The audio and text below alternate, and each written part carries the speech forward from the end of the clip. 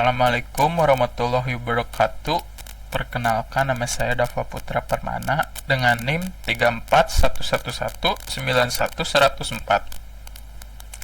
Di sini saya akan menjelaskan tentang Scrum, artifak, dan komitmen. Sebelum itu, kita harus mengetahui apa itu Scrum. Nah, Scrum adalah kerangka kerja ringan yang membantu orang, tim, dan organisasi menghasilkan nilai melalui solusi adaptif untuk masalah yang kompleks. Scrum memperlihatkan kemanjuran relatif dari manajemen, lingkungan, dan teknik kerja saat ini, sehingga perbaikan dapat dilakukan. Setelah mengetahui Scrum, kita dapat menuju ke Scrum artifak.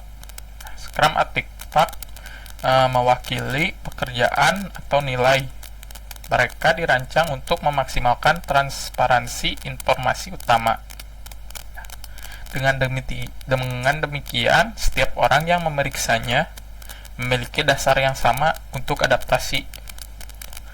Setiap artefak berisi komitmen untuk memastikannya memberikan informasi yang meningkatkan transparansi dan fokus terhadap kemajuan dapat diukur.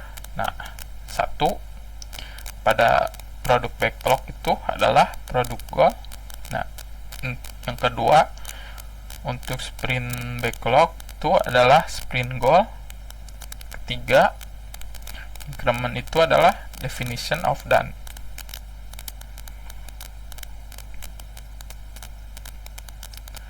Nah, selanjutnya ini pada Scrum artifak ini memiliki tiga. Yang pertama ini adalah produk backlog.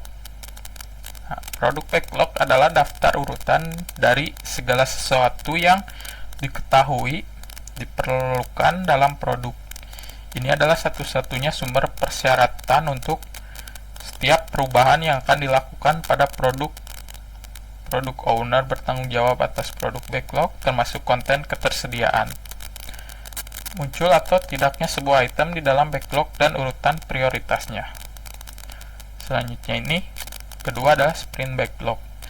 Sprint backlog mempresentasikan pekerjaan yang harus diambil oleh developer dari produk backlog untuk mencapai sprint goal. Meskipun sprint goal ditetapkan fix, tidak boleh diubah selama sprint, akan tetapi pada sprint backlog. Yang ketiga, increment adalah semua rilis sebelumnya ditambah rilis saat ini. Gabungannya bukan hanya selisih dari increment atau rilis sebelumnya.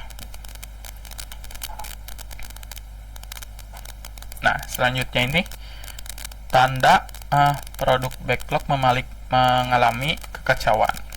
Yang ke-1, backlog tidak jelas maksudnya bagi siapapun di luar tim Scrum.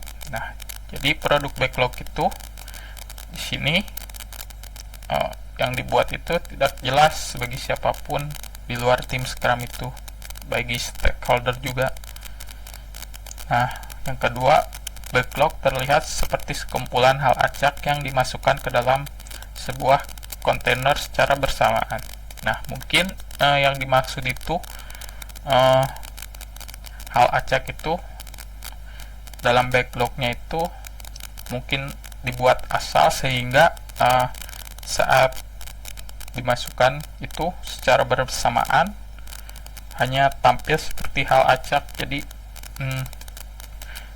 tidak jelas seperti poin ke-1 itu. Yang ketiga itu, kita dapat melihat strategi pengembangan produk di balik item produk backlog. Yang keempat, ada banyak istilah teknis. Nah, untuk menghindari atau mengatasi kekacauan produk backlog tersebut, langkah-langkah yang dapat diambil. Yang pertama ini, tingkatkan kualitas dari produk owner. Nah, di mana beri power dalam bekerja, gunakan metrik bisnis dalam menentukan produk backlog. Jalin kerjasama dengan para stakeholder, membuat roadmap produk, dan menetapkan tujuan bisnis lanjutan. Nah, yang kedua ini, tingkatkan pekerjaan dengan produk.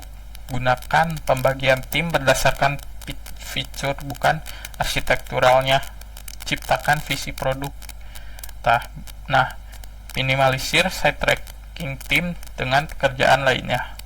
Nah, yang ketiga, tingkatkan produk backlog.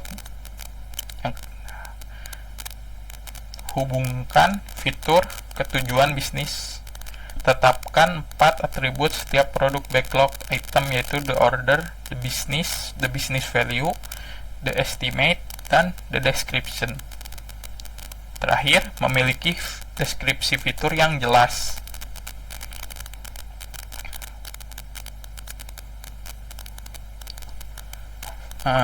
Sprint backlog ini, sprint backlog sepenuhnya menjadi hak dari developer untuk menarik produk backlog item mana saja yang akan dimasukkan ke dalamnya.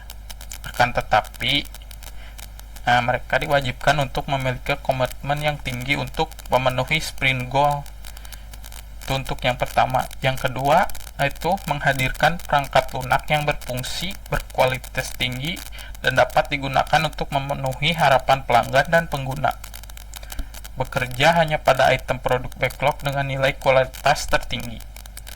Fokus pada peningkatan berkelanjutan pembelajaran dan keunggulan teknis. Terus-menerus memeriksa dan beradaptasi sesuai dengan semangat empirism. Berkolaborasi dengan stakeholder yang terlibat. Menjaga nilai dan elemen yang ada di dalam Scrum Framework.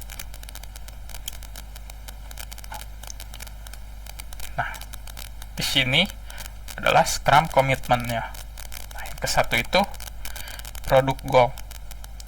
Memilih satu produk goal yang nyata, terukur, dan ringkas, memberikan panduan nyata tentang apa yang paling berpotensi untuk membuat produk tersebut memiliki nilai yang tinggi. Kedua, sprint goal. Tujuan dari sprint goal adalah untuk membantu tim membuat keputusan yang tepat dan tetap fokus untuk memastikan pekerjaan yang benar dilakukan di akhir sprint untuk memastikan nilai tambah bagi para stakeholder. 3 ini, definition of done. Definition of done ini mempertimbangkan atribut kualitas produk dan atribut kualitas teknis secara transparan dengan perbandingan yang sama. Dari yang ketiga ini, yang ke-1 ini untuk potensi produk. Jadi yang produk ini terus terukur dan ringkas saat memberikan panduannya. Untuk sprint goal ini kita harus memfokuskan, memastikan pekerjaan yang dilakukan itu benar supaya kita mendapatkan nilai tambah dari para stakeholder. Untuk definition of done ini kita mempertimbangkan kualitas produk kita dan kualitas teknis. Sekian presentasi dari saya, semoga bermanfaat. Mohon maaf bila banyak kekurangan. Wassalamualaikum warahmatullahi wabarakatuh.